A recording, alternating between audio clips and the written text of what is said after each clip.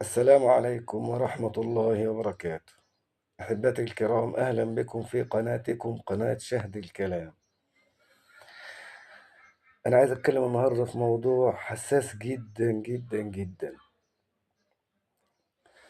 أنا بشوف الأيام دي على السوشيال ميديا قنوات مخصوص للفضايح.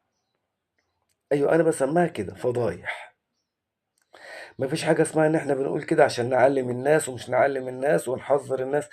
الناس متعلمة كل حاجة، والدين ما سابش حاجة غير لما اتكلم فيها، والمشايخ بيقولوا كل حاجة في كل يوم على المنابر، والناس بقت عارفة كل حاجة، وبقوا بيسمعوا الدين وبيسمعوا في القنوات الدينية وبيقروا في القرآن وبيسمعوا الأحاديث، عارفين كل حاجة، مفيش حاجة مستخبية.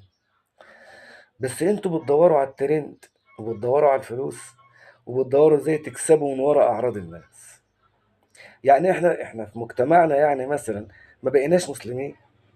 يا جماعة أقسم بالله اللي بتعملوه ده حرام، أقسم بالله حرام وخطر. خطر. يا أخي إذا بليتم فاستتروا، إذا بليتم فاستتروا.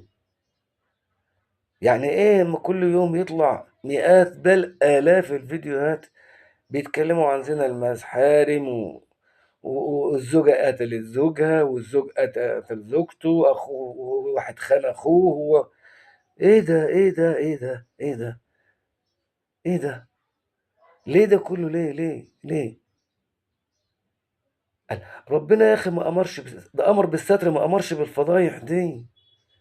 انتوا بتفضحوا المجتمع ليه؟ احنا بلدنا انضف بلد واجمل بلد واحسن بلد تشتغل. هو الدين عندنا في مصر. ما تنسوش يا جماعه ان مصر دي فيها الازهر الشريف. الازهر الشريف اللي علم العالم كله الدين. احنا اللي علمنا الناس الدين ويعني ايه اسلام. ما يطلعش مننا كل ده. الناس فضحونا.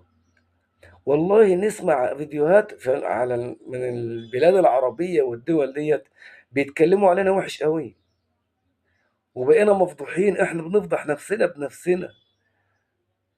احنا بنفضح حتى يا اخي لو حصل حاجة زي كده، اذا بليتم فاستتروا. ربنا امر بالستر يا اخي. يا اخي فلوس ايه اللي خليك تعمل كده يا اخي؟ فلوس ايه اللي خليك تبيع بلدك وتشوه صورة بلدك وصورة الاسلام؟ والله العظيم حرام. اقسم بالله كل قرش بتكسبوه من الحاجات دي اقسم بالله حرام، وبتاكلوا حرام وبتربوا اولادكم على الحرام. اتقوا الله. اتقوا الله. اتقوا